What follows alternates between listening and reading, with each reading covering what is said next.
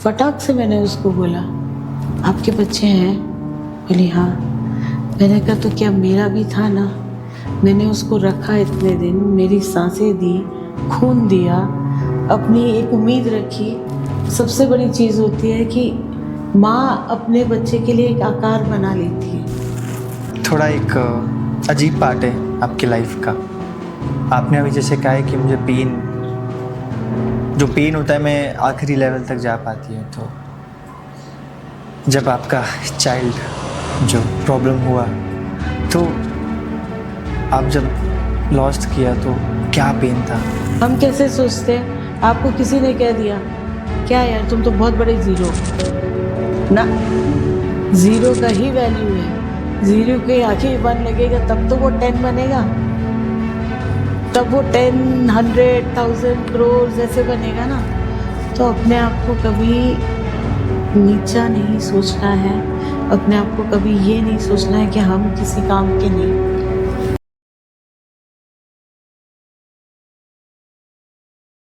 अब गांव में भी जाओगे तो पता लगा इतनी बड़ी सैनिटाइजर की बोतल लेके जाओगे। Oh my God, don't touch. Oh my God, खा लिया, अब जर्म्स हो जाएंगे। Honey, have you kept the antibiotics for him? Oh yes, I will have to give him the antibiotics. Oh my God, I told you earlier only how we will live here. आप वहीं से आए हो। मेरा बचपन जंगल में बीता है लिटरली। मेरे डैडी कोल इंडिया में थे। अच्छा। हाँ, तो वो मैकेनिकल इंजीनियर थे, इलेक्ट्रिकल एंड मैकेनिकल। तो कोल इंडिया तो आपको टाउन वाउन में तो मिलेगी नहीं, तो जंगल में रहे हम लोग। रात को सोते थे तो सियार की आवाज़, भालू की आवाज़, मतलब ऐसा लगता था कहाँ सो रहे हैं। और सुबह उठते थे, जाते थे स्कूल 6 बजे, 50 किलोमीटर्स। हाँ, और 50 किलोमीटर्स आना 30 क्लास 2 से ना, 50। 50। हाँ, 100 किलोमीटर्स डेली का ट्रैवलिंग था हमारा। कब निकलते थे आप? सुबह 6 बजे निकलते और थे। पहुँचते कब थे? पहुँचते थे 7:30 ऐसे पहुँचते थे, 7:30 8, क्योंकि रोड्स तो माशाल्लाह इतनी अच्छी तो होंगी नहीं उस समय। और आप ये सोचिए, पेरेंट्स छोड़ देते थे बच्चों को, ठीक है, बस में।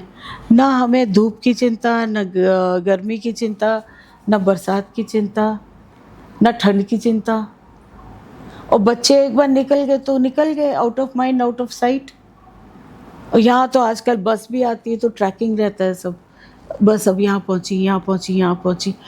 तो सिंपल चीज़ है, जितनी सुविधा उतनी दुविधा। सिंपल। और हमने जो मज़े किए हैं वो आज के बच्चे तो कुछ जानते ही नहीं हैं।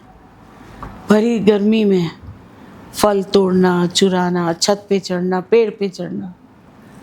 और एक हमारे ना स्कूल जाते वक्त एक बड़ा घना जंगल आता था, बहुत घना। अब तो वो काट वाट दिया गया है शायद। तो हम बच्चे इतने बदमाश थे, हम लोग ना कुछ छोड़ देते थे नीचे, कि अंकल को बोलेंगे, ड्राइवर अंकल को, कि छूट गया अंकल, लेना है। तो हमारे जो कंडक्टर थे, मुझे अभी भी याद है, अचंभित नाम था उनका। अचंभित, बाल घुंघरे घुंघरे बिल्कुल ब्लैक से थे, और ऐसे खड़े हो जाते थे। बोले एक जन जाएगा खाली, डोर पे ऐसे खड़े हो जाते थे। हम बोलते थे हाँ। सब तो तैयार रहते थे, हे धाड़ से हाथ मारा और सब भागे जंगल के अंदर। वहाँ से जो आंवले तोड़ते थे, जंगली फल तोड़ते थे, वो मज़ा मिस करती हूँ मैं। मुझे स्विट्ज़रलैंड नहीं जाना, मुझे कहीं नहीं जाना। मैं आज तक इंडिया के बाहर गई नहीं हूँ। वो इसलिए कि हमारे इंडिया में इतनी खूबसूरत जगहें हैं जो अभी तक एक्सप्लोर भी नहीं हुई हैं। और दूसरा, आप एक सेल्फ कंटेंट, एक सेल्फ सोलैस के लिए जाते हो कि हमने कुछ देखा नया। पर मैं ऐसा मानती हूँ, नया सब कुछ आप अपने घर में भी कर सकते हो। और सबसे बड़ी बात, यहाँ का पैसा हम वहाँ लगाते हैं घूमने के लिए, वही टूरिज़्म अगर हम यहाँ लगाएं तो सोचो इस चीज़ को। मतलब फॉरेन पैकेज ऐसा होता है जैसे भाई वाह, बड़ी बढ़िया चीज़ है। अब भैया हम तो ऐसे, जब तक ठेला वाला नहीं दिखा, पानी पूरी वाला नहीं दिखा, ओ भैया हाँ कैसे हो, अब ये सब तो वहाँ नहीं बोल सकते ना। हालांकि मेरा भाई ग्रीन कार्ड होल्डर है यूएस में, मेरे brother in law UK citizenship holder है, ऐसा नहीं है, बहुत सेटल्ड है सब। लेकिन बस कभी वो एकदम से ऐसा नहीं लगा कि नहीं मुझे जाना ही जाना है, मैं कुछ मिस कर रही हूँ। मुझे ऐसा लगता है एक्सप्लोर करना बहुत ज़रूरी है हर चीज़ को। अब आप मेरे घर पे बैठे हो, ठीक है, अब आपने ऊपर ऊपर से देख लिया, हो सकता है अगर आप एक्सप्लोर करने जाओ तो कुछ, कोई कॉर्नर कुछ कह रहा हो, कोई कॉर्नर कुछ कह रहा हो। तो कहानियाँ सब जगह हैं, सब जगह सब कुछ है, आपका माइंड सेट होना चाहिए। ओके, मैं आपका इंट्रोडक्शन देने वाला था लेकिन मैं भूल गया सीरियसली। और मुझे आपको बताना है कि हम बिना फालतू में दौड़ते रहते हैं कि हमें डिग्री में कुछ पॉडकास्ट मिल जाए, हमें कोई अचीवमेंट्स वाले पॉडकास्ट मिल जाए, पर हम भूल गए थे इतने पॉडकास्ट करने के बाद कि लाइफ जीने का भी एक पॉडकास्ट लेना चाहिए था। मतलब आप सब कुछ कर रहे हैं पर आप इतना ज़्यादा टेंशन में है लाइफ में कि जैसे हम अंदर आए ना, आप इतनी झटके से उठे और बोले अरे वेलकम आप राहुल, तो वो एनर्जी लिटरली, मुझे ये पहले पूछना है क्वेश्चन आपको कि क्या ये अभी जब आप ये लाइफ के ऐसी फेजेस में थे जब इंसान हार मान जाता है और एक मुखौटा बना लेता है मुंह में और वो बोलता है कि नहीं यार मैं खुश हूँ यार, बहुत मेरे को लाइफ जीनी है अभी, क्योंकि पता नहीं कब मैं, आप जैसे कहते हो कि मैं उठूँ और मुझे पता चला मेरा कोई बॉडी पार्ट काम नहीं कर रहा है, या फिर पहले से ऐसा था? मैं शुरू से बहुत पॉजिटिव रही हूँ और मेरा एक ही चीज़ है, never give up, no matter what comes, no matter what comes. Time लगता है लेकिन मैं खड़ा कर लेती हूँ अपने आप को, क्योंकि वो सारा कुछ आपके अंदर है।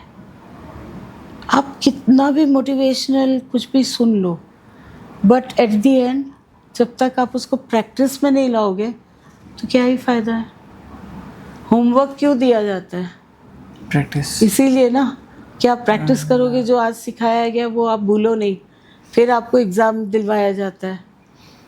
हम लोग बहुत इजीली लेते हैं हर चीज़ को और कभी भी ये नहीं सोचते हैं कि ये चीज़ हमारे साथ भी हो सकती है।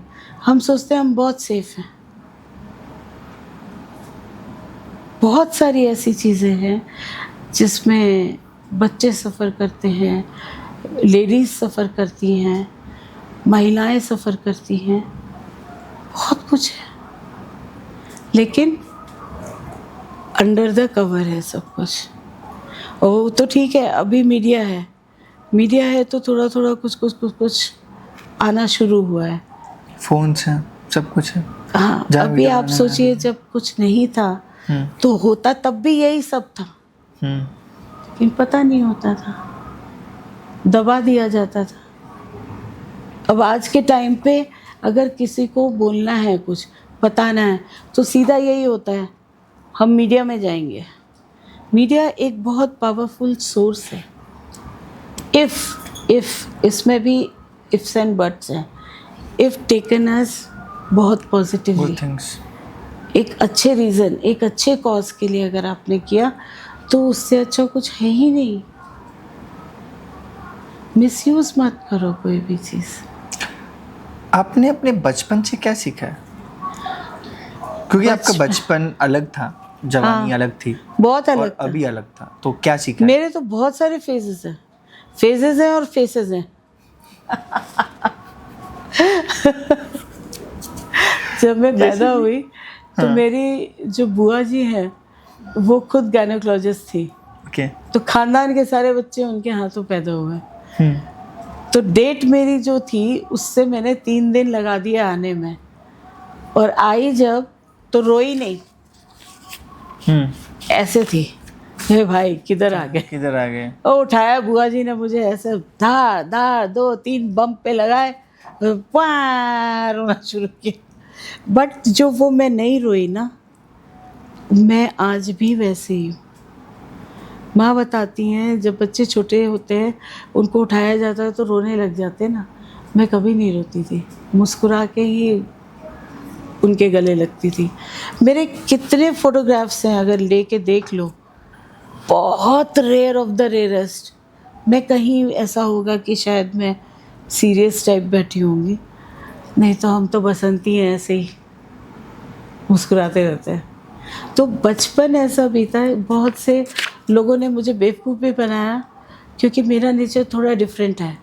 अब चेंज किया अपने आप को, क्योंकि क्या होता है, आपको इमोशनल फूल बहुत बनाया जाता है। गलती कोई करता है आपके ऊपर डाल दी जाती है। और मैं इतना डरती थी माँ से, आज की भी डेट में 7th स्टैंडर्ड की बात है, मैं मतलब खेलना हमको अलाउड नहीं था, तो माँ ने बोला दिवाली वाले ही दिन एक दिन मिलेगा खेलने को। तो मैं और मेरे भाई बड़े एक्साइटेड, ऐसे तो सो के उठते नहीं थे। उस दिन 5 साढ़े 5 बजे उठ गए। बैडमिंटन खेल रहे थे पीछे, आंगन के पीछे। शटल कॉक चली गई छत के ऊपर। तो बोला दीदी अब क्या करें? मैंने कहा रुको मैं लेके आती हूँ। अब चोरी जब आप कुछ कर रहे हो तो हर समय खटकता रहता है ना, कोई आ गया कोई आ गया। तो मेरा भाई एकदम से चिल्लाया माँ आ गई। ओ, मैं तो ऐसा डरी, और ऐसे करके पोल था, उसमें बड़े बड़े नट बोल्ट्स लगे हुए थे और फ्रॉक पहनी थी ऑब्वियसली मैंने। मैं उतरी ना तो वो बोल्ट से मेरा स्किन का फ्लैप निकल गया, इस साइड लेफ्ट लेग का। मैंने उसको ऐसे पकड़ा, पानी में जाके धोया और वो दवा लगा दी जो रिएक्ट करती थी, और डर के मारे बताया नहीं कब तक, 1 महीना। अब वो जो घाव 1 इंच का था वो 6 इंच का हो गया, और मैं उसी में ट्रैवल कर रही हूँ, 50 किलोमीटर जाना 50 किलोमीटर आना, स्काउट गाइड कैंप। एक दिन ऐसा आया कि उसमें से पस लिटरली टपक रहा है और मुझसे बैठा नहीं जा रहा है। तो कॉन्वेंट में थी मैं, तो मेरी फ्रेंड्स ने सिस्टर को बताया। Sister I, what happened? मैंने बोला सिस्टर वो आई हैव गॉट सम, मैं एकदम हड़बड़ा गई। You stop here only, I am going to give a trunk call to your parents that you are not well, and if you are not going to tell I will come and tell. तो मैं तो वैसे ही डरती थी, मैंने I will go and tell. गई, घर जाके चुपचाप ऐसे बैठी हूँ। तो माँ ने सोचा ये आज इतना शांत कैसे? बोले क्या हुआ? मैंने बोला वो चोट लग गई। कहाँ लग गई? जैसे ही स्कर्ट ऊपर करी लिटरली पस टपक रहा था और हाई टेम्परेचर। सर पकड़ के बैठ गई। इंटरकॉम्स लगे हुए थे वहाँ पे, उन्होंने डैडी को बोला। डैडी भी नहीं समझ पाए कि इतना सीरियस होगा। एक डॉक्टर मिश्रा अंकल थे, वो आए, बिहार के थे। ऐसा कैसे ना कर लिए बेबी आप? नहीं देखिए, ये आपका गैंग्रीन हो जाता, 15 दिन बाद पैर काटना पड़ता। तो आप मेरा टॉलरेंस लेवल सोचिए। आपको एक स्क्रैच लग जाता है तो आप लोग को जलन महसूस होती है, दर्द होता है, अरे यार हाथ ऐसे रखो ऐसे रखो। मैं उसी कंडीशन में इतना ट्रैवल की।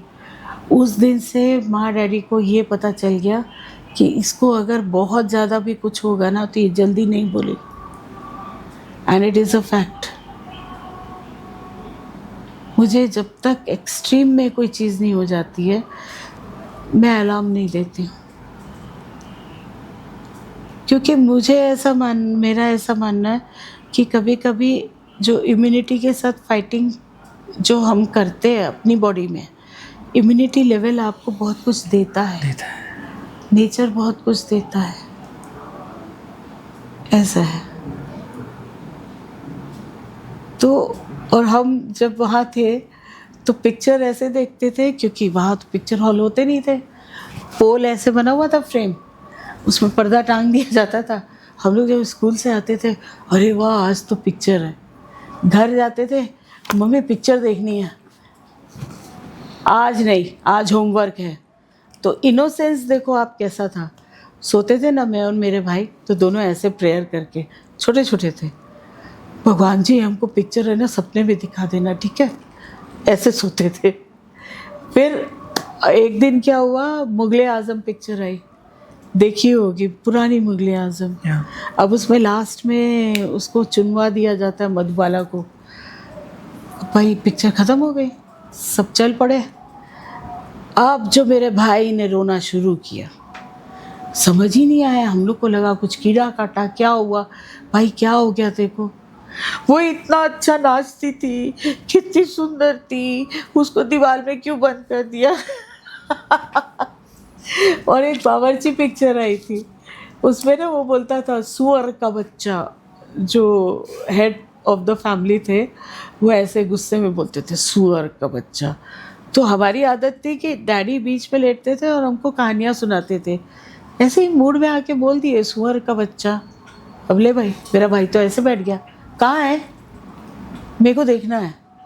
अब पहले के टाइम में तो मीडिया था नहीं, कहाँ ढूंढेंगे? रात के 2 बजे तक मैगजीन ढूंढी जा रही है, सुअर का बच्चा देख रहे हैं हम लोग, कहाँ है? तो ये सब बहुत छोटी छोटी चीज़ें हैं। आज चीज़ें बहुत कन्वीनियंट हो गई हैं, पहले नहीं थी। लेकिन क्या था, पहले क्लोजनेस बहुत थी, अब एकदम डिस्टेंस आ गया है बहुत सी चीज़ों में। जी मैम, थोड़ा एक अजीब पार्ट है आपकी लाइफ का। आपने अभी जैसे कहा है कि मुझे जो पेन होता है मैं आखिरी लेवल तक जा पाती हूँ, तो जब आपका चाइल्ड जो प्रॉब्लम हुआ, तो आप जब लॉस्ट किया तो क्या पेन था? मैं बताती हूँ। जब फर्स्ट टाइम कंसीव किया मैंने बेटी को, मोहिनी को, तो उस समय ऐसा था कि मुझे प्री एक्लेम्शिया था। उस पर्टिकुलर टर्म को प्री एक्लेम्शिया बोलते हैं, जिसमें आपकी बॉडी में बहुत सारी सूजन आ जाती है, पानी भर जाता है और बीपी हाई रहता है। बीपी हाई रहता है, ऐसा होता है। तो मैं अहमदाबाद में थी अपने इन लॉज के साथ। अच्छा, मेरे हस्बैंड जामनगर में पोस्टेड थे, डैडी मेरे उड़ीसा में पोस्टेड थे, तो 3 लोग 3 कोने में थे। अब क्या हुआ कि जिस दिन ये चीज़ हुई, मुझे बहुत ज़ोर से वॉमिट आई और वो ना अंदर ऐसे एकदम टाइट ऊपर आई, तो मुझे थोड़ा सा अजीब सा लगा। तो मैंने बोला मम्मी जी को कि मम्मी जी डॉक्टर के पास चलते हैं। तो बोले नहीं बेटा, घबराने की ज़रूरत नहीं है, अक्सर ऐसा हो जाता है। अब मुझे कौन सा एक्सपीरियंस, और ना मुझे पता कि मूवमेंट्स क्या होते हैं। 2 दिन मैंने उसको ऐसे ही कैरी किया, वो नहीं थी। और जिस दिन हम गए तो हम मार्केट के लिए गए थे। आप देखो वो कैसे डॉक्टर ने देख लिया, पीछे से आवाज़ दी कि निधि आ जाओ, आई हो तो चेकअप करा के जाओ। सॉरी। तो जब मुझे उन्होंने लिया तो डॉपलर होता है ना, जिससे देखा जाता है हार्ट बीट बच्चों का, मिल नहीं रहा है, वो कह नहीं पा रहे हैं। मैंने बोला नहीं है ना? तो बोले यस। मैं इसी चीज़ से घबरा रहा था। वो मोमेंट था ना, मतलब मैं रोई, बहुत कस के रोई। आप रोए? रोई मैं, मुझे समझ में नहीं आया कि सडनली क्या हो गया। फिर उसके बाद जो साइलेंट हुई ना, फिर मैं साइलेंट हो गई। मैं बहुत जल्दी उस चीज़ को खींच भी लेती हूँ, रोक भी लेती हूँ। तो मैं एकदम साइलेंट हो गई। मेरा सोनोग्राफी हुआ, सब कुछ हुआ। फिर मुझे आर्टिफिशियल पेन दिया गया कि इतनी न्यूली मैरिड लड़की है तो अभी ऑपरेशन करने की ज़रूरत नहीं पड़े, तो कॉन्ट्रैक्शंस दिए गए। तो मैंने वो भी सहन किया, और डॉक्टर का ये था कि एक पार्ट भी आ जाए तो भाई ऑपरेट नहीं करना पड़े, पर ऐसे पॉसिबल नहीं होता है ना। फिर लास्ट में उन्होंने बोला अब तो डेडलाइन है, तो मुझे ओटी में लिया गया। ओटी में लिया गया तो पहले इतना ज़्यादा वो नहीं था, उन्होंने सिर्फ कपड़ा रख दिया, पीछे मुझे एपिड्यूरल ब्लॉक दिया, ये नम हो गया, और लेकिन मुझे वो कपड़े के नीचे से दिख गया। जैसे ही उन्होंने बेबी निकाला तो मेरे मुंह से निकल गया, क्या है मुझे आप बताइए। बोले अरे जाने दो, जो हो गया सो हो गया। तभी मैं चुप रही, फिर सिंक करने लग गई। तो मुझे ऑक्सीजन दिया गया और जनरल एनेस्थीसिया दे के सुला दिया गया। जब मैं होश में आई तो कोई नहीं था सिवाय एक नर्स के, जो मेरे साथ हमेशा थी पूरे प्रोसीजर में। तो उसको फिर मैंने बोला, मुझे आप बता दो क्या है, बेटा है या बेटी? तो बोले मैम हमारी नौकरी चली जाएगी, अब जाने दो ना, जो हो गया सो हो गया। फटाक से मैंने उसको बोला, आपके बच्चे हैं? बोली हाँ। मैंने कहा तो क्या मेरा भी था ना, मैंने उसको रखा इतने दिन, मेरी सांसें दी, खून दिया, अपनी एक उम्मीद रखी।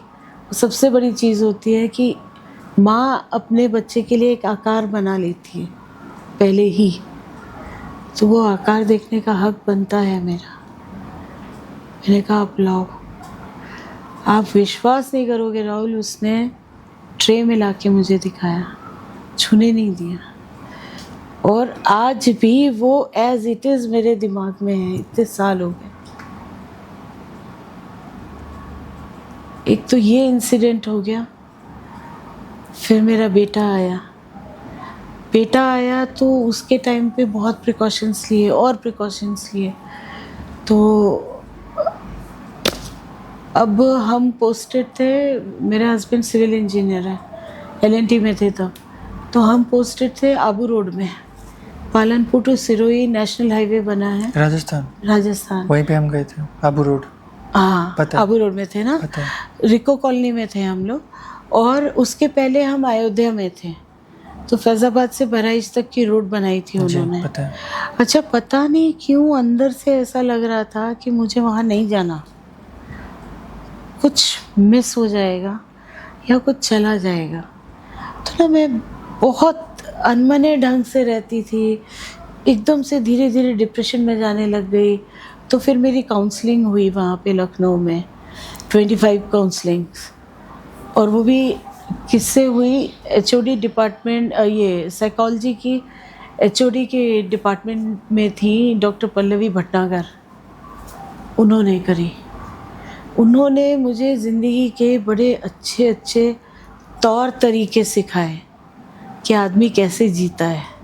हम कैसे सोचते हैं, आपको किसी ने कह दिया क्या यार तुम तो बहुत बड़े ज़ीरो ना, ज़ीरो का ही वैल्यू है, ज़ीरो के आगे 1 लगेगा तब तो वो 10 बनेगा, तब वो 10, 100, 1000 करोड़ ऐसे बनेगा ना। तो अपने आप को कभी नीचा नहीं सोचना है, अपने आप को कभी ये नहीं सोचना है कि हम किसी काम के नहीं, सबके पास कुछ पर्पस है।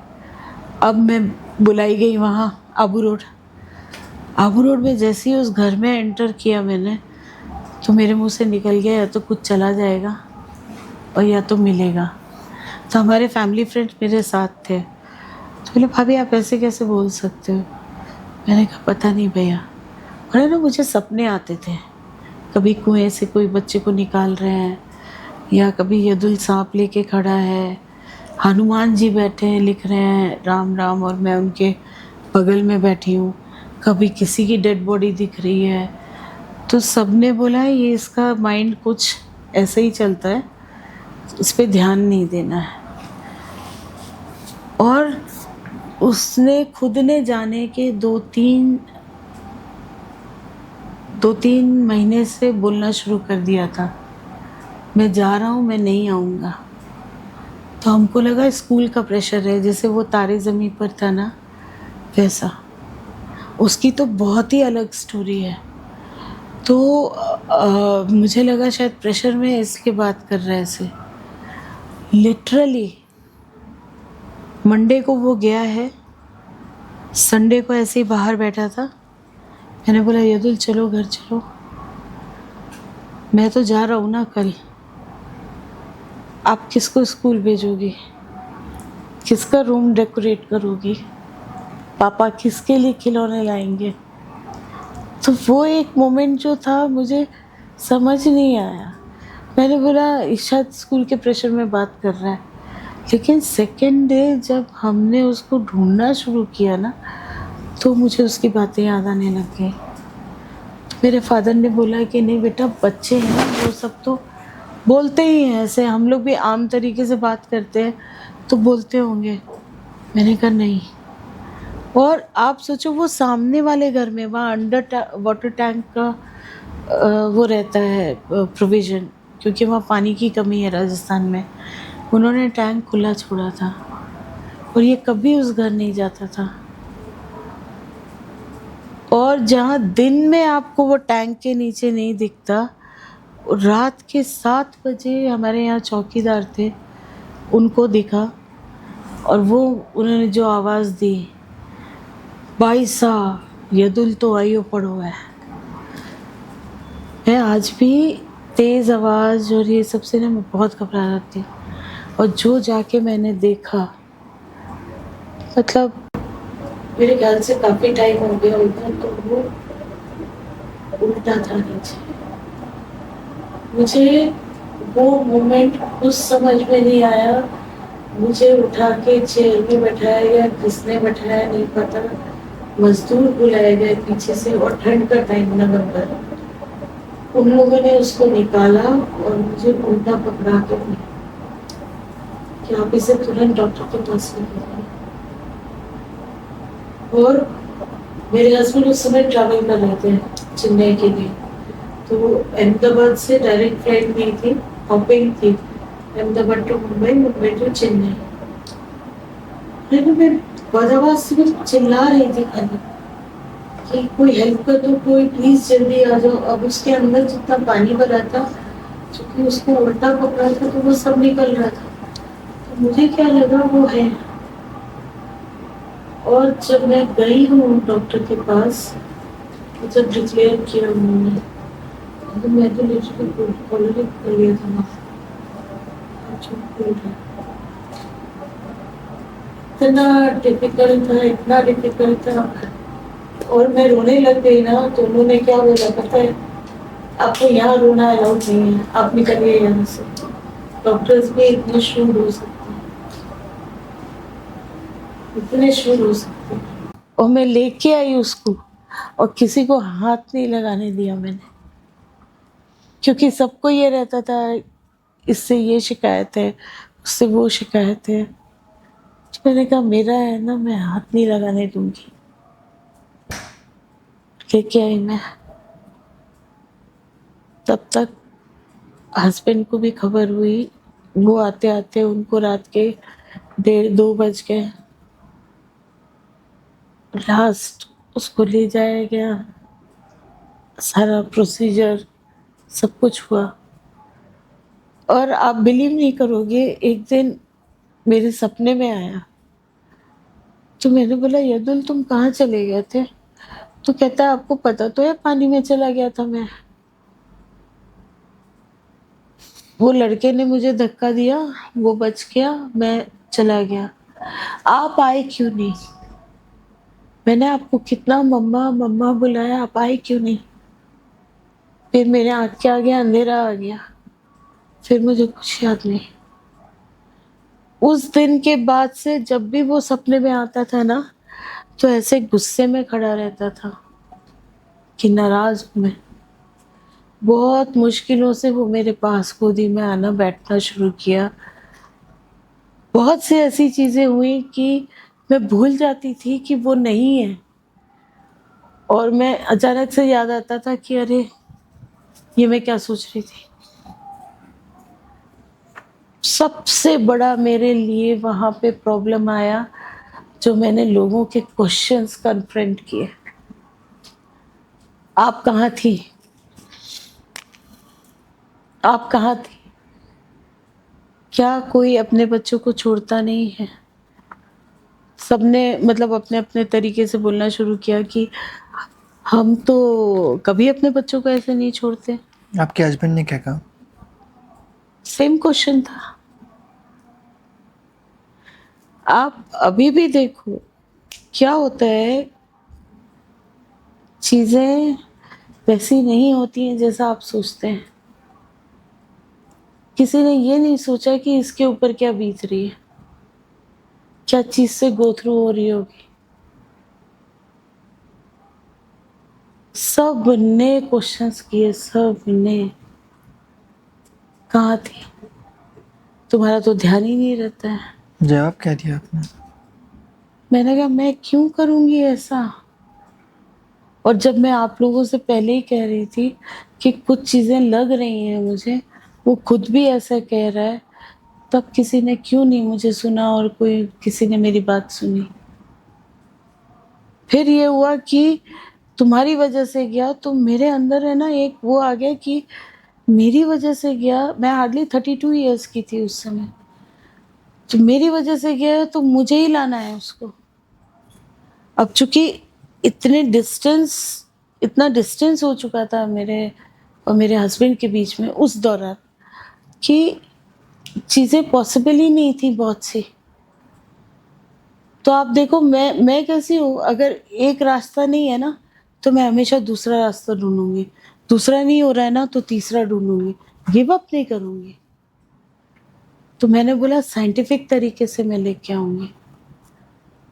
IUI कराया, first attempt, second attempt, third attempt. हालांकि वो उनको भी नहीं अच्छा लगता था। नेचुरली कोई भी मेल है, हम एडजस्ट कर जाते हैं पर मेल्स एडजस्ट नहीं करते। तो उनको और गुस्सा आ गया कि ये हो तो रहा नहीं है कुछ और होते होते रह जा रहा है। फिर हॉल्ट लिया 1 महीने का, फिर दिमाग लगाया क्या करूं। तब IVF आया ही था ट्रेंड में। तो अहमदाबाद, आबू रोड से अहमदाबाद 135 किलोमीटर्स या था। हम्म मैं वहां जाके खड़ी हो गई। मैंने बोला सर आप कुछ भी करना है करो, मेरे ऊपर बच्चा दे दो। मतलब मुझे अंदर से ऐसा हो गया था कि मुझे देना है, लाना है। और उन लोगों ने बोला भी कि अरे अब तो भी बहुत यंग हो, 32 ईयर्स में तो लोग शादियां शादी करते हैं करते हैं ऑफ कोर्स। और आप अभी सोच रहे हो टाइम लो, हो जाएंगी चीजें। पर अंदर से मुझे पता है ना नहीं हो रही है। तो मैंने मेरे हस्बैंड को बोला सिर्फ एक बार चलो, बाकी मैं हैंडल कर लूंगी। एंड वही हुआ। इंजेक्शंस लेने पड़ते हैं पहले आपको कि हार्मोनल चेंजेस जो आएंगे बॉडी में उसको आई नो अडॉप्ट दैट। करने के लिए। फिर ओवम बनने के लिए मेन हाँ, इंजेक्शंस मिल दिए जाएगा जाते समझ हैं। आया। मैंने खुद से अपने आप लिए हैं पेट में इंजेक्शंस 50-60, क्योंकि मुझे ऐसा था मैंने अगर किया है तो मुझे लाना है। मेरा लेप्रोस्कोपी ऑपरेशन हुआ। मैंने बोला आपको ऑपरेशन करना है ऑपरेशन करो, एडिशंस फॉर्म हो जाते हैं ताकि फिर कोई डिस्टेंस मतलब कोई रुकावट नहीं हो जाए। लेकिन फिर वो 2.5 महीने तक का था सब कुछ। फिर ये डिजीज डेवलप हो रही थी, रिजेक्ट कर दिया। और मैं 135 किलोमीटर्स ट्रैवल करती थी कि जाना है और आना है। उस समय कुछ नहीं देखती थी कि मैं थक रही हूँ कि क्या हो रहा है, बस एक जुनून था मुझे करना है। वैसे गई मैं। और जब नहीं हुआ कुछ भी तो मैं बहुत ज़बरदस्त डिप्रेशन में चली गई, चुप हो गई एकदम, एकदम चुप हो गई। फिर धीरे से अपने आप को खड़ा किया कि ऐसे तो कैसे चलेगा। तो कुकिंग एक मेरा बहुत अच्छा स्ट्रेस रिलीवर है। मतलब मैं किचन में पहुंच जाती हूँ ना, तो आप मुझे 4 घंटा खड़ा कर दो, 5 घंटा खड़ा कर दो, मैं खुश हूँ उसमें। वहाँ से थोड़ा चेंज हुआ, फिर हमारा ट्रांसफ़र हो गया वहाँ से। फिर ये डिजीज़ डायग्नोज हुई, मैं सोई और उठी तो विजन नहीं है। फिर 135 किलोमीटर्स जाना था जिस जगह हम लोग थे। तो डॉक्टर ने बोला ये तो ICU में लेना पड़ेगा। और ऐसे जैसे आप मुझे देख रहे हो मैं ऐसे ही नॉर्मल, तो कैसे पता चलेगा। और जबकि मुझे आप नहीं दिख रहे हो, आप हो पर नहीं दिख रहे हो। वायर है तो वायर ऐसे चल रहा है चल सांप की तरह, गाड़ी आ रही है तो पता नहीं कहाँ जा रही है। तब भी मेरे पेरेंट्स का फ़ोन आया, स्क्रीन तो दिख नहीं रही थी, ड्राइवर से बोला तो पता चला माँ का कॉल था। मैंने नहीं बताया मुझे क्या हुआ। जिस दिन मैं डिस्चार्ज होके आई हूँ ना, तब बताया उनको। और जब मुझे एमआरआई के लिए ले गए ना और डाई डालना पड़ा, तब फिर मेरे हस्बैंड ने बोला कि ये क्या आप लोग कर रहे हो, मैं अपने ब्रदर को पूछता हूँ। तो उन्होंने फ़ोन लगाया, बोले शोभित ये डीमाइलिनेशन क्या होता है? तो बोले दादा ये एमएस का ही पार्ट है। किसको क्या हो गया? बोले तुम्हारी भाभी को। अब वो टेंशन में आ गए, वो तो मेडिकल वाले हैं। तो बोले क्या सिम्टम क्या है? बोले बोल रही है दिखाई नहीं देता है। तो बोले दादा अगर आ गई उनकी रोशनी वापस तो हम लकी हैं, और नहीं आई तो ये जीवन भर का उनका हो जाएगा सब कुछ। और मुझे ये सब कुछ नहीं पता।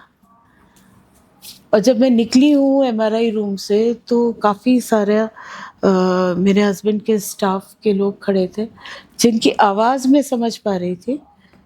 और तब भी मैं मस्त ही थी। मैंने कहा भाई गिर जाऊंगी, मुझे पकड़ के लेके चलो, बिठा दो कहीं पे। और जब आईसीयू में गई तब तो मैंने बहुत ही ज़बरदस्त जोक ट्रैक कर दिया। बोले आपको कपड़े तो यहीं चेंज करने पड़ेंगे। तो मैंने बोला लाओ दो, लेकिन यहाँ सबके सामने। मैंने कहा मुझे नहीं दिख रहा है तो पर सबको तो दिख रहा है ना। तो बोले टॉवल ला के दी, वो इतनी छोटी सी थी। मैंने बोला मेरा मल्लिका शेरावत जैसा फिगर नहीं है भाई, कुछ बड़ा ला के दो। तो जो आईसीयू एकदम शांत था ना, कि सब हंसने लगे उतनी देर में। तो मुझे नहीं पसंद है कि अगर मैं रो रही हूँ तो अगला भी रोते बैठे। फिर तो वो एक जर्नी हो गई। Paralysis attack, brain haemorrhage, plasmapheresis, छड़ी पे कितने महीनों, बेड पे कितने महीनों पड़ी रही, कितने क्लिनिकल ट्रायल्स हुए। जब सब एग्जॉस्ट हो गया तब 2021 में उन्होंने मुझे कीमोथेरेपी पे रख दिया फॉर लाइफ टाइम। वहाँ से मैंने सोचना शुरू किया। किस दिन कहा गया था, कोई डेट याद है आपको? हाँ, कुछ डेट याद है जिस दिन आपको कहा गया था? मेरे ख्याल से जुलाई रहा होगा, जुलाई या अगस्त 21, ये हाँ 21, ऐसे ही कुछ था। क्या यहाँ पे घर पे बुरा गया था? यही कोकिला वैन में हुआ। कोकिला पे। तो वो जब हुआ ना, उसमें भी एक इंसिडेंट मुझे लग रहा, और कैजुअलिटी में मेरे को मुझे मतलब एडमिट कर दिया गया था। आप देखोगे ना, हम लोग छोटी छोटी बातों के लिए लड़ते हैं। मैंने वहां पे लोगों को देखा एक एक सांस के लिए लड़ते हुए। बाप रे बाप। मैंने बोला हम लोग को जिंदगी बहुत अच्छी मिली है, लोग कैसे कैसे जी रहे हैं। मतलब जबरदस्त था वो टाइम। और मैं एक ही पॉइंट से गई थी, क्योंकि ये मेरी लास्ट ड्रग है। मेरी बॉडी को इसको एक्सेप्ट करना है, मुझे पॉजिटिव रहना है। तो थैंकफुली पूरी रात शांति से निकल गई। नहीं तो ये इतनी टॉक्सिक ड्रग है, आपको brain haemorrhage on the spot, heart attack, paralysis, कुछ भी हो सकता है। तो मैं बहुत सक्सेसफुली निकल गई। तो एक ना डॉक्टर था, इंटर्न होगा शायद, ऐसे आया बिल्कुल, क्या हुआ? मैंने बोला कुछ नहीं, वो कीमो, कैंसर है, कौन सा पार्ट में है? ओह। मैंने कहा मेरे को कैंसर नहीं है, मुझे मल्टीपल स्क्लेरोसिस है। ओ तो इसमें मरते नहीं है। और मेरे को जो गुस्सा आया, मैंने बोला एक्सक्यूज मी सर, इसमें मरते नहीं है पर मर मर के जीते हैं। आप लोग पढ़ते हैं उसको, हम जीते हैं। तो आप ये बात नहीं बोल सकते कि मरते नहीं हैं। एक बार को मर जाए ना तो शायद हम अपना पेन एक बार में ख़त्म कर लें, लेकिन मर मर के जो जीते हैं वो बहुत डिफ़िकल्ट है। फिर वो दिखा नहीं मुझे दोबारा, खया किधर दिखा ही नहीं। तो लोग ऐसे भी आपको देखते हैं। फिर दूसरा डोज जब लेने गई तो मुझे वार्ड में दिया गया, तब मैं चल नहीं पाती ना, तो व्हील चेयर में। और जाना तो अपने को चमको ही है। अब सब मुझे देख रहे हैं कि दिख तो ठीक रही है, व्हील चेयर में क्यों जा रही है। फिर नर्सेज आई, वेन मेरी जल्दी मिलती नहीं है। फिर एक मुझे बोलती है मैम आपके ना फुट का शेप बहुत अच्छा है। मैंने कहा हाँ। मेरे को खुरापात सर आई। मैंने कहा हाँ, एकता कपूर यही बोलती है। कौन है एकता कपूर? मैंने कहा वही जो सीरियल बनाती है। हाँ मैम, आप सीरियल में काम करते हो? मैंने कहा हाँ। तो बोलती है आपके बाल बहुत अच्छे हैं। मैंने कहा मेरा स्पेशल हेयर स्टाइलिस्ट है, जबकि बाल मैं खुद काटती हूँ। आप खुद तो काटते हैं? हाँ, मैं खुद कट करती अरे हूँ वाह। अपने हेयर। तो बोलती है कि मैम मरा आप तो चल तो पाते नहीं हो, फिर कैसे? मैंने कहा एकता कपूर का यही तो एकदम बढ़िया स्टाइल है कि वो पता नहीं लगने देती है कि आप बैठे हो कि खड़े हो। तो बोले मैम सीरियल का नाम तो बताइए। मैंने कहा नहीं, वो मैं नहीं बता सकती, क्योंकि एकता कपूर जब तक पूजा नहीं कर लेती है तब तक नाम नहीं बताती है। फेंके जा रही थी, मुझे खुद नहीं समझ में आ रहा था। अब भैया उसके बाद से तो एक के साथ दो दो आ रहे हैं देखने कि यहाँ पे एक्ट्रेस है कोई। कोई एक्ट्रेस है? तो ना, मजे लेने चाहिए लाइफ में, और आप जब तक खुश नहीं रहोगे कुछ नहीं हो सकता। मैम एक बात ऐड करना है। बोलो। आज से 4 दिन पहले ना मैंने एक हफ्ते पहले एक मूवी देखी थी, ऋतिक रोशन की है। मुझे नाम याद नहीं आ रहा है, मैं एडिटर को बोलूँगा ऐड करने के लिए, आप जब पॉडकास्ट देखेंगे तो देख लीजिएगा। इतनी प्यारी मूवी मैम, गुजारिश ऐसा कुछ नाम है, आई डोंट नो, मुझे फीड में आई और उसका रील मुझे बड़ा पसंद है, मैंने पूरी मूवी देखी। मैम अब जिस फेस में अभी हो ना, उसमें वो मैजिशियन थे, वो ऊपर से गिरे, उनका पूरा भी बैक था ना पूरा पैरालाइज हो गया। वो बंदे के हार्ट नहीं चल रहा सही से, पूरा बॉडी काम नहीं कर रहा। 12 साल तक वो वैसा। आफ्टर डैट उसने 10 ईयर्स जब हुए थे ना, मतलब वो पूरा पैरालाइज है। अब उनकी एक मेड है, उसमें ऋतिक रोशन है और ऐश्वर्या। अपना ऐश्वर्या राय। आप जानते हैं, आपने मूवी देखी है क्या? वो मूवी रात को 2 बजे में रो रहा, क्यों? बिकॉज वो बंदा सिर्फ चाह रहा है कि मैं मर जाऊं और सरकार उसको मरने नहीं दे रही है। सरकार बोल रही है ऐसे पागल और भी आते रहेंगे, हम इनको नहीं, वो बोलते मुझे डेथ पेन मतलब डेथ दे दीजिए। हाँ हाँ। लिटरली मूवी, वो कितनी प्यारी मूवी है मैम, सोचिए ना, वो बंदा रो रहा है और वो बोलता है मैं 12 साल से इस पेन से झगड़ रहा हूँ, अब मुझे मतलब। आपने देखी मूवी? वो मूवी देखने का मेरे को समझ में आया कि लाइफ क्या होती है। और वो लास्ट में जो उन्होंने कहा ना कि लाइफ को हर एक पल को जियो, और अगर आप नहीं जी पा रहे हो ना, तो मतलब आप पे मतलब मिलनी नहीं चाहिए लाइफ आपको। अभी मैंने क्यों सब चीज़ें फटाफट करी, क्योंकि मुझे लगा यही मोमेंट है, ये मोमेंट मेरा जाना नहीं चाहिए। शायद चला जाए तो मुझे कुछ अफसोस रह जाए, या फिर वो रैपो नहीं बन पाता, एक मोमेंटम ब्रेक हो जाता है, ऐसा हो जाता है। तो मैंने पूछो ना, ये मैं नाम बहुत भूलती हूँ हाँ। तो ऋतिक ने मुझे बोला, तो मैंने बोला मैं जैसे ही वहाँ से आती हूँ मैं सबसे पहले ये करना चाहूँगी, क्योंकि मैं लोगों को बताना चाहती हूँ कि आप छोटी छोटी चीज़ों से घबराइए नहीं। बहुत कुछ है ज़िंदगी में जिसको लड़ के लोग आगे बढ़ते हैं। वो जज्बा होना चाहिए आपके अंदर। और लाइफ बहुत प्रेशियस है, बहुत प्रेशियस है, इतनी मुश्किल से मिलती है।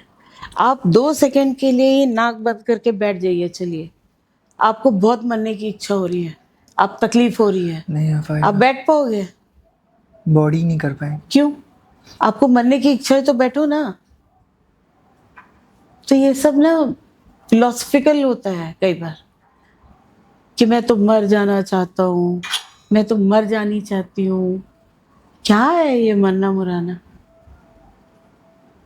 मैम आपकी लाइफ में टर्निंग पॉइंट कब था? लाइफ का पूरा टर्निंग पॉइंट है बाप, मतलब आई थिंक सो कभी लाइफ के उसमें आता है कि वो पूरा बदल जाता है पूरा, मतलब वो पेन होता है कुछ या क्या होता है मुझे नहीं पता, पर उस समय इंसान को लगता है कि नहीं यार, खास पूरा लाइफ अच्छे से जी रहा था या ऐसा कुछ, यार पूरा टर्निंग पॉइंट कि अब एक मौका मिल जाए मुझे लाइफ में एंड अच्छे से। ये मेरा तब आया जब आईसीयू मेरा में थे आप?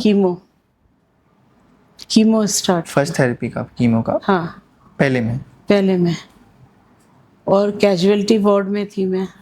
तो मैंने बताया कि लोग कैसे लड़ रहे थे ज़िंदगी और मौत के बीच में।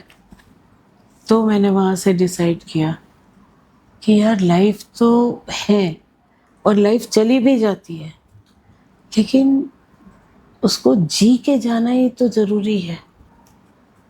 आज मैं भी पैदा हुई हूँ, कल को चली जाऊंगी, लेकिन किया क्या? किया क्या?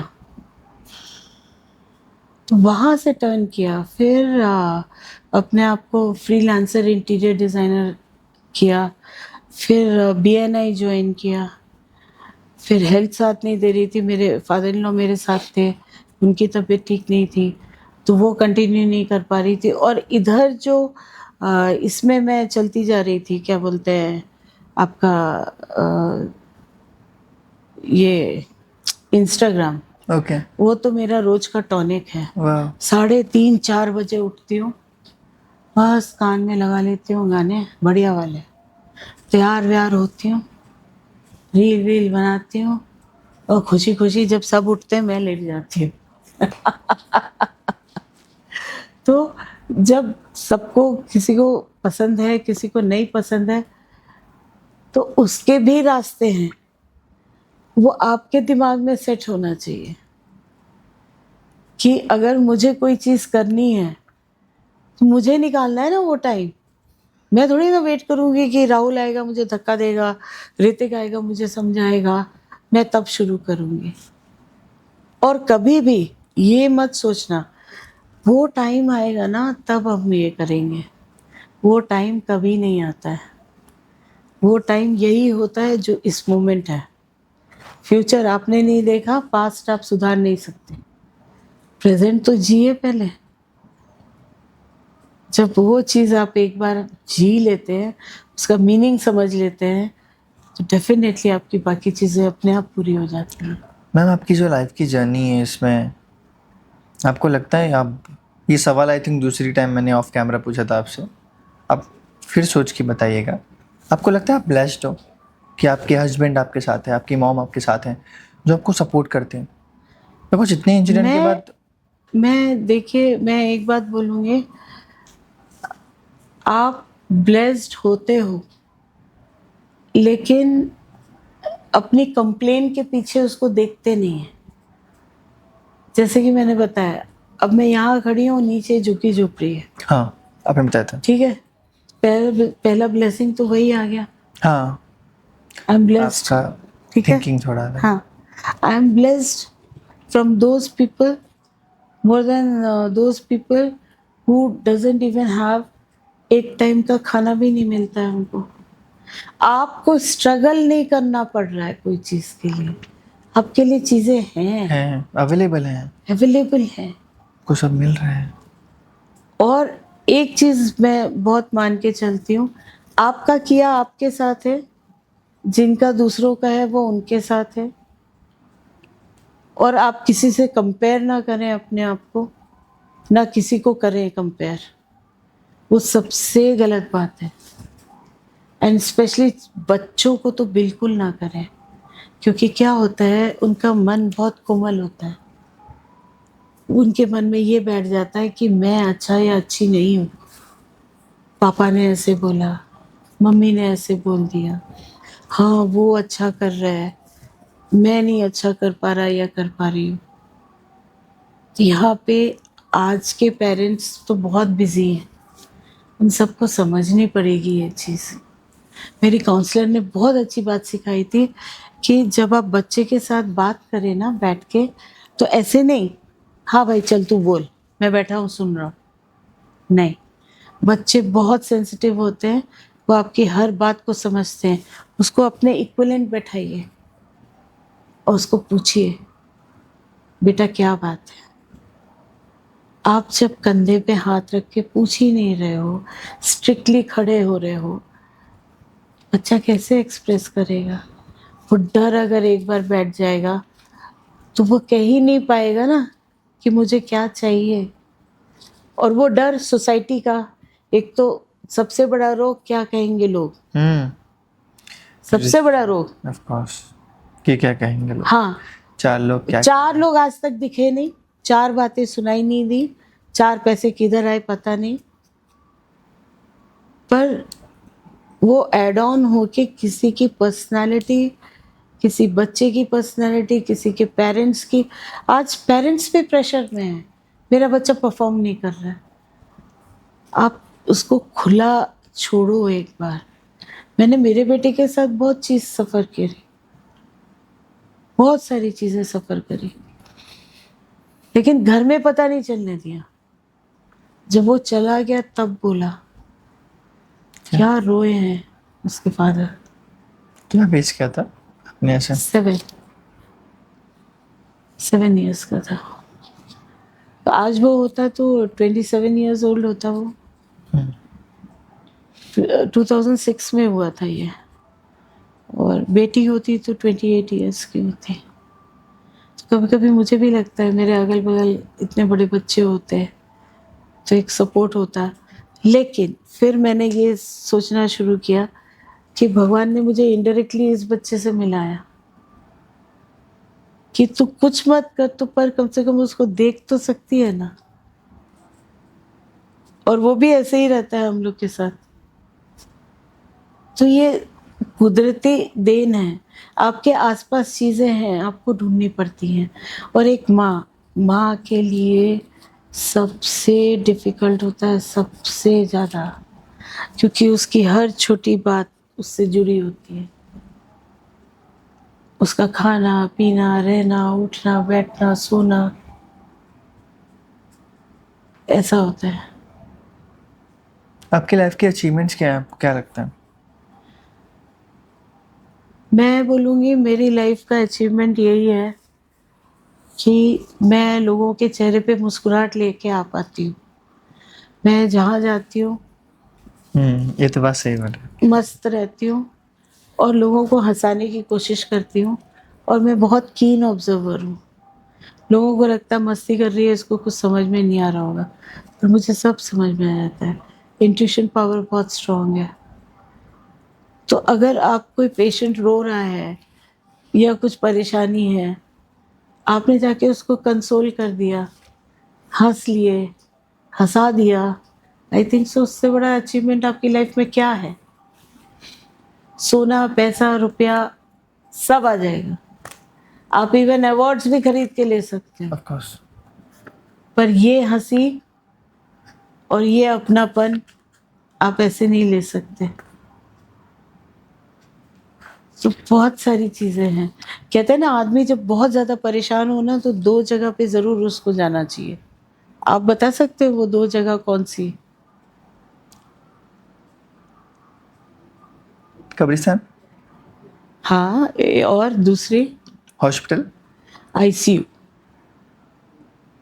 आईसीयू के सामने जाके बैठिए और शमशान घाट में जाके बैठिए। आईसीयू में इसलिए बैठिए कि जो अंदर है वो तो सफ़र कर ही रहा है, लेकिन जो बाहर है वो लोग कितना हैरान हो रहे होते हैं। कोई सो नहीं रहा होता है, सब खड़े होते हैं, बैठे होते हैं। तब हमको लगता है हम ठीक हैं। और शमशान घाट इसलिए, वहाँ से आपको अपनी वास्तविकता पता पड़ती है। कैसी वास्तविकता?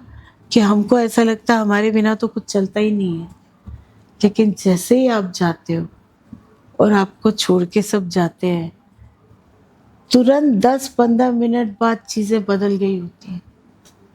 आप कहाँ हो? ओके मैम, कुछ इंसिडेंट्स हैं जो मैं आपसे बात करना चाहता हूँ। मैं आपको कुछ सिचुएशंस दूंगा, आप मुझे बताइए अगर आप उस सिचुएशन में रहेंगे तो वो स्टूडेंट्स को आप क्या बोलोगे। पहला इंसिडेंट, अगर कोई स्टूडेंट सुसाइड करने जा रहा है और वो लास्ट फेज में है, इफ़ आप उससे मिलोगे तो आप क्या एडवाइस करोगे उसे with your life other than an incident? मैं बोलूँगी मेरे को है ना चाय पीने की है। 1 कप चाय पीते हैं, उसके बाद देखते हैं क्या करना है। खत्म। वो मोमेंटम ब्रेक करना होता है। अगर आपने उसको ज्ञान देना शुरू किया ना, तो वो और फैलेगा कि नहीं अब तो मैं जाऊंगा ही। मैं फेल हो गया। हाँ, वो नहीं करना है। अरे मैं तो 4 बार फेल हुआ यार, चल 1 कप चाय पीते हैं साथ में। Turn the things. कभी भी वो टॉपिक मत डिस्कस करो जो ऑलरेडी उसको पिंच कर रहा है, उसको परेशान कर रहा है। वो टॉपिक कभी मत डिस्कस करो, गो आउट ऑफ वे। तो वो सेकंड्स होते हैं खाली, उस सेकंड्स में चीज़ें चेंज हो जाती हैं। ओके, सेकेंड इंसिडेंट, अगर आप अपने लाइफ के लास्ट फेज में हैं और मेरे जैसा कोई इंटरव्यूअर आपके पास आ रहा है और वो पूछ रहा है कि लाइफ में आप लास्ट फेज में पूरी दुनिया को क्या बोलना चाहेंगे, तो आप वो क्या वर्ड्स होंगे या फिर क्या बताएंगे लास्ट फेज? मैं तो सीधा सीधा यही बोलूंगी, भाई मेरी फोटो है ना पहला होर्डिंग में छाप, कहाँ कहाँ मेरी बैंड्रा स्टोरी वाले? छाप। और ना लोग को देख के ये बोलना चाहिए, यार सही बंदी थी, ऐसे जीना चाहिए। और मैं वैसे ही जी के जाऊंगी, चाहे मैं लास्ट स्टेज में हूँ, चाहे मिडिल में हूँ, चाहे कहीं भी। मैं चाहती हूँ लोग ये बोलें हमको ऐसा जीना है, मुझे वो इंस्पिरेशन देना है और बनना है। अच्छा, मैं एक बहुत कंफ्यूज था बट मुझे थोड़ा समझ में आया। आईसीयू वाले बंदे से तो आपने आंसर बता ही दिया। अगर आपको एक मौका मिले, जो आप अपने सामने जो जो गरीब लोग को देख रहे हैं, झुग्गी झोपड़ी वाले, अगर किसी एक से मिलने का मौका मिले तो आप क्या एडवाइस करेंगे? कोई लास्ट पहला एडवाइस जो छोटा सा एडवाइस रहे और उसमें उसकी पूरी दुनिया रह जाए। उसमें उसकी पूरी दुनिया चेंज हो जाए। जो आप एडवाइस कर पाओ या कुछ भी बता पाओ उसको, जो कम से सेकंड्स में हो और आपको जाना है कहीं, थोड़े वर्ड्स में, एटलीस्ट वो समझे उसको, क्योंकि आपने दोनों की दुनिया देखी है। मैं उसको ठीक है यही टाइम। बोलूंगी कि पहला तो तू तेरा टारगेट फिक्स कर, तू करना क्या चाहता है, पहली चीज। क्योंकि ये लोगों को कुछ पता नहीं होता है, वही वही वही। ये वैसे ही दिन जीते जैसा आता है। उसको मैं ये बोलूंगी पहले मैट्रिक्स। टारगेट कर। चल ज्यादा दिन नहीं, तू 10 दिन बाद अपने आप को कहाँ देखना चाहता है, एक एक रुपए भी जोड़। तो देख 10 रुपए आते हैं तेरे पास, उस 10 को 20 कैसे करेगा तू, वो कर तो तू ऊपर उठेगा। नहीं तो ये दिहाड़ी मजदूर और जितने हैं सब तो एक ही ठर्रे पे चल रहे होते ना। मैट्रिक्स। हाँ, एक उसी में चल रहे होते हैं। वो नहीं सोच पाते हैं, उनको लगता है एक टाइम का खाना पीना हो गया, जिंदगी खत्म। तो उनको महसूस कराना है मुझे कि ये काम तो जानवर भी कर लेते हैं, तुम इस काम के लिए नहीं हो।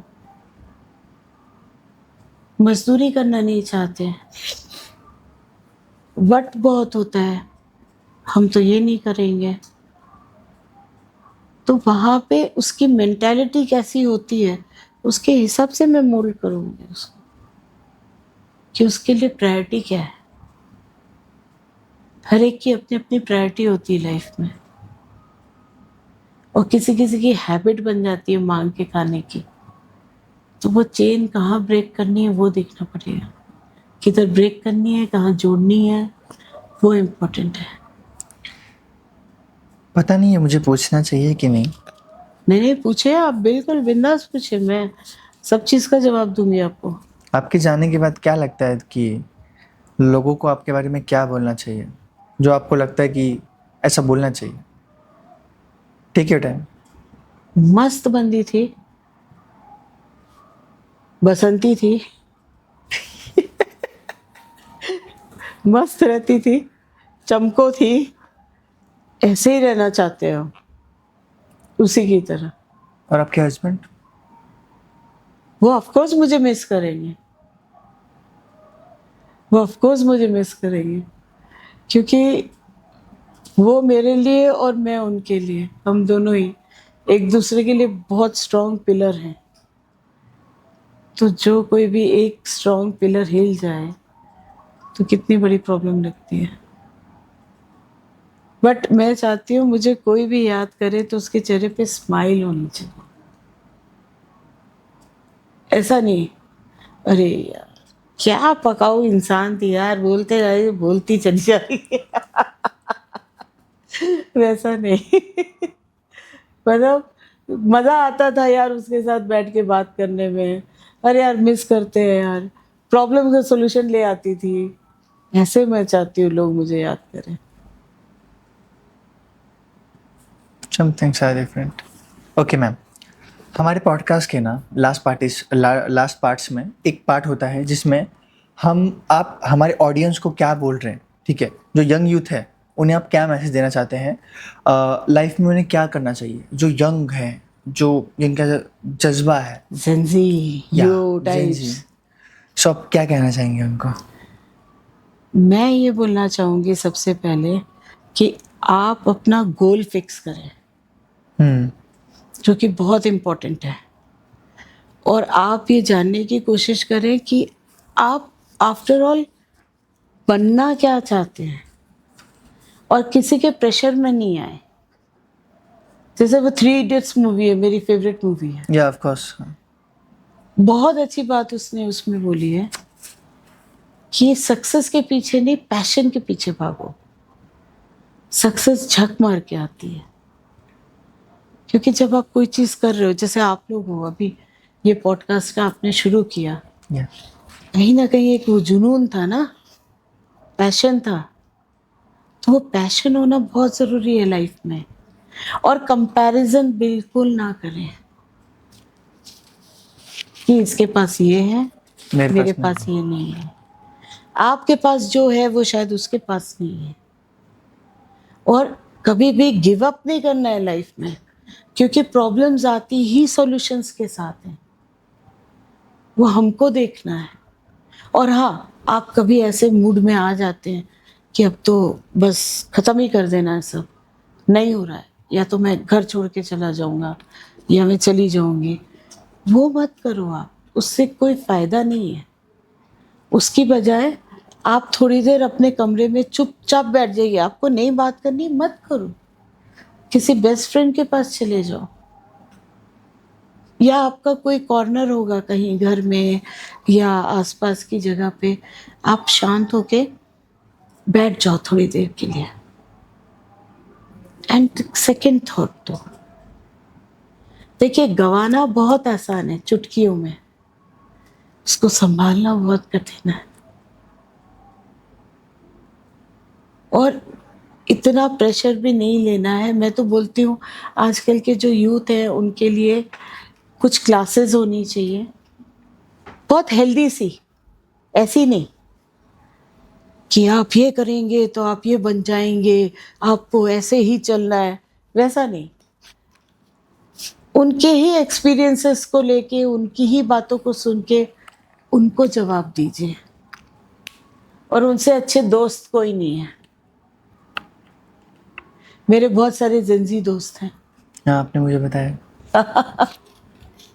मैं बहुत मुश्किल से मतलब बड़े लोगों के बीच में पाई जाती हूँ। मैक्सिमम मेरे क्यों सब, ऐसा क्यों? मुझे ऐसा लगता है कि लोग उल्टा बड़े लोगों से मिलते हैं। नहीं, वो आप मिलोगे ठीक है।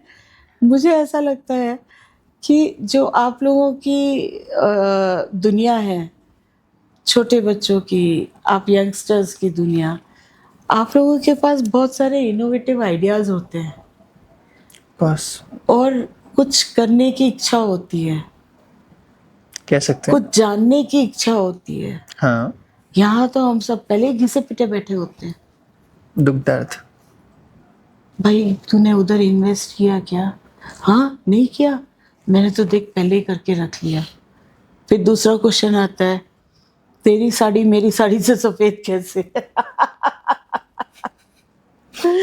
तो वो सब मुझे गॉसिप्स नहीं पसंद है। गॉसिप बेसिकली पसंद ही नहीं है। आप मुझे वहाँ कहीं नहीं पाओगे, मुझे अच्छा ही नहीं लगता। क्यों? टाइम वेस्टेज है। उसकी अपनी पर्सनैलिटी है, आप अपनी पर्सनैलिटी देखो ना, उसको ग्रूम करो। मैम, बहुत अच्छा लगा। मैं एक पार्ट भूल गया था हमारे वर्ड्स के लेकर पॉडकास्ट में। जो आपकी थिंकिंग है, आप बस 2 मिनट मुझे दीजिए। मैं जो भी वर्ड बोलूँगा आपको, वो वर्ड मेरे पास हैं अभी। आपका पूरा पॉडकास्ट, आपकी जर्नी, आपका सब कुछ समझ के मैंने ये 5 जो वर्ड्स हैं उसको फाइनलाइज किए हैं। आप बस उस वर्ड्स को सुनिए और जस्ट क्लोज योर राइट और आप उसके बारे में सोचिए कि आप क्या सोचते हैं उसके बारे में। मतलब उस एक वर्ड को पर्टिकुलर लेकर आपके मन में क्या आता है। पहला वर्ड कर्मा। मैं बहुत हार्ड बिलीवर हूँ इसमें। मैं कर्म पे बहुत विश्वास करती हूँ। आपने जो किया आपको मिलेगा।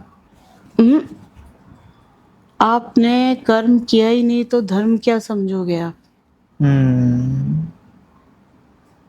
कर्म बहुत जरूरी है।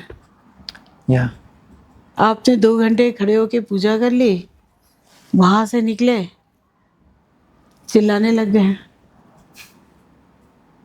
क्या मतलब है उसका? दूसरा शब्द है मॉम। मौन। मॉम। मॉम, माँ। हाँ, मैं एज ए मदर क्या फील करती हूँ ऐसा? ये शब्द सुन के क्या लगता है आपको? कैसे मॉम होनी चाहिए या फिर what you think about it? मेरे लिए एक माँ शब्द क्या है? माँ शब्द बहुत बहुत बहुत गहरा शब्द है, क्योंकि एक बच्चा माँ से जुड़ के आता है। सबसे पहली आवाज़ वो माँ की सुनता है, हम्म, उसकी पहली हलचल माँ महसूस करती है। और आप देखोगे तो हर जगह उसको बचाती भी माँ ही है। हम्म, ठीक है। मैं चाहती थी कि मैं मेरे बच्चे की बेस्ट फ्रेंड बनूं। जब वो 11th 12th में आए, 11 इयर्स का हो जाए, 10 इयर्स 11 इयर्स का हो जाए, मैं तब से उसको अपना बेस्ट फ्रेंड ही कंसिडर करती। क्यों? क्योंकि वो बहुत नाजुक एज होती है, उस समय सारे चेंजेस होते हैं। अगर पेरेंट्स उस समय उनका साथ नहीं देते हैं तो बच्चे एडमेंट हो जाते हैं, ऑफ गलत कोर्स। गलत उसमें चले जाते हैं। तो पेरेंट की बजाय फ्रेंड बनना बहुत ज़रूरी है। ओके। और मैं मस्ती करती हूँ उसके साथ, पब भी जाती मैं। हाँ, देखिए, आप किसी चीज़ को रिस्ट्रिक्ट करेंगे या ना तो वो तो वो और और वो करेगा। करता है। हाँ। हाँ, सीधी सी बात है। आपको भी उसके ऊपर ट्रस्ट करना पड़ेगा। और पब शब जाने के लिए क्या ही फर्क पड़ता है, जाएंगे। ओके। तीसरा शब्द है आईसीयू। आईसीयू में मैं खुद थी। मेरे क्या क्या फीलिंग होती है? क्या क्या क्या फीलिंग होती है? मैं आज तक गया तब नहीं तो दैट्स नहीं, आप जाओ भी मत, मैं तो बोलती हूँ आईसीयू में कोई मत जाओ। ऐसा लगता है आई सी यू, ऐसा लगता है आई विल सी यू। क्या बहुत फीलिंग होती है? बहुत खराब सी फीलिंग होती है, क्योंकि जब एक एक पेशेंट वहाँ पे आप देखते हैं ना, जिस जिस तरीके से गुजर रहे होते हैं, बहुत डिफिकल्ट होता है, बहुत डिफिकल्ट। वो बिल्कुल रियल लाइफ से भी अलग लाइफ होती है। वहाँ डॉक्टर्स लिटरली अपने आप को पूरा झोंक देते हैं ठीक करने में। और आप सोचो, आप चल नहीं सकते, एक एक उसमें ही बैठे हो, बहुत डिफिकल्ट है। ओके। फोर्थ वर्ड है इंस्पिरेशन।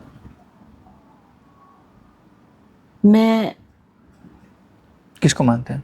खुद को अपना इंस्पिरेशन मानती हूँ। Not anyone. थोड़ा अजीब लगा होगा आपको या ऑफ सुन कोर्स, के। क्योंकि आपके लाइफ में इतने लोग हैं और आप फिर भी अपने आप को मानते हैं। मैं अपने ही आप को अपना इंस्पिरेशन मानती हूँ। क्यों? क्योंकि जो भी चीज़ें मैंने फेस की हैं या कर रही हूँ, मैं अपने दम बूते कर रही हूँ ना। हम्म। अगर मैं XYZ को इंस्पिरेशन मानती हूँ तो मैं उनको देख के तो नहीं उठूंगी ना। मैं खुद से अपने आप के लिए सोच के उठूंगी कि जब मैंने 4 दिन ये दिन अच्छे बिताए या मैं लड़ सकी, तो 5वां दिन भी लड़ूंगी। और जब आप खुद का इंस्पिरेशन बनते हैं खुद से, तब आप लोगों को इंस्पायर कर सकते हैं, नहीं तो नहीं। ओके। पांचवा और आखिरी शब्द है मैम पेन। ये आखिरी शब्द इसलिए है क्योंकि आपने अपनी लाइफ की जर्नी में बहुत पेन, अलग अलग चीज़ें पेन में देखी हैं, चीज़ें की हैं, तो क्या लगता है आपको पेन क्या है? दर्द आपके ज़िंदगी का बहुत इम्पोर्टेंट हिस्सा है। क्यों? क्योंकि अगर आपने दर्द नहीं महसूस किया तो आप खुशी भी नहीं जान पाओगे। खुशी क्या होती है पता ही नहीं है। और दर्द आपकी एक सहन शक्ति का भी एक एग्जाम्पल होता है। कई लोग फिजिकल, मेंटल बहुत से दर्द नहीं सहन कर पाते हैं क्योंकि वो माइंडसेट नहीं है, उनको प्रिपेयर नहीं किया गया है। ये प्रिपरेशन आपका by birth, after birth, during the childhood, during adolescence, फिर आप यंग होते हैं, फिर आप मैरिज करते हैं, कॉलेज है, आप ऑफिस जाते हैं, पर्सनालिटी तो वहाँ डेवलप होती है। वहाँ से मैं तो बोलती हूँ पेरेंट्स को कि आप अपने बच्चे के अंदर कॉन्फिडेंस ज़्यादा दीजिए दैन एनीथिंग एल्स। नंबर कभी भी आ सकते हैं। 1 साल अगर बच्चा पीछे होगा ना तो that is not a problem, लेकिन उसकी जगह वो जिंदगी भर पीछे हो जाए वो ठीक नहीं है, ठीक नहीं है ना? या तो वो मैं चाहती हूँ बोलना कि इस चीज़ को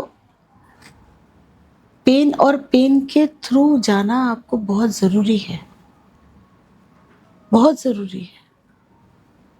जब तक आपको प्यास नहीं लगेगी आप दूसरे की प्यास नहीं पहचानोगे। जब आप खुद दर्द से गुजरते हो तब आप लोगों को कनेक्ट कर पाते हो। जैसे मैं आपको देख रही थी, बीच बीच में आपकी आंखें नम हो रही थी, तो मैं समझ पा रही थी कि आप डीपली चीज़ों को कनेक्ट कर पा रहे हैं क्योंकि आप गो थ्रू हुए हैं, या है ना? तो मेरे हिसाब से पेन लाइफ का एक बहुत इम्पोर्टेंट हिस्सा है जो होना चाहिए, या होना चाहिए। लेकिन उसको अपनी कमजोरी नहीं बनाना है, ताकत बना के चलना है, यस ऑफ कोर्स। ऐसा मैं मानती हूँ। जी, thank you so much ma'am आपका पॉडकास्ट के लिए। मैं तो बहुत अच्छा लगा मुझे, literally I am obliged because मेरा बहुत मन था कि आपके थ्रू मैं अगर किसी के लिए 1% भी लाइफ में चेंज ला सकती हूँ कि like if she can then why not me, why not me, why not her, why not someone else. या ma'am, thank you so much ma'am for your podcast, your time and your journey. Thank you Rahul. Thank you. आज यहाँ से हम सीख के जा रहे हैं कि लाइफ में डिग्री, अचीवमेंट्स और आप लाइफ में कितने बड़े हैं वो नहीं, आप लाइफ कैसे जी रहे हैं, आप मेंटली कैसे हैं। और सबसे इम्पोर्टेंट कि जो पेन मिलता है उसे आप कैसे देख रहे हैं और उससे क्या सीख पा रहे हैं। और मुझे आज मेरे लाइफ में बहुत कुछ सीखने मिला मैम से। एंड मिलते हैं नए पॉडकास्ट में नए गेस्ट के साथ। Thank you so much. Subscribe our channel remaking the truth. Thank you so much. Bye.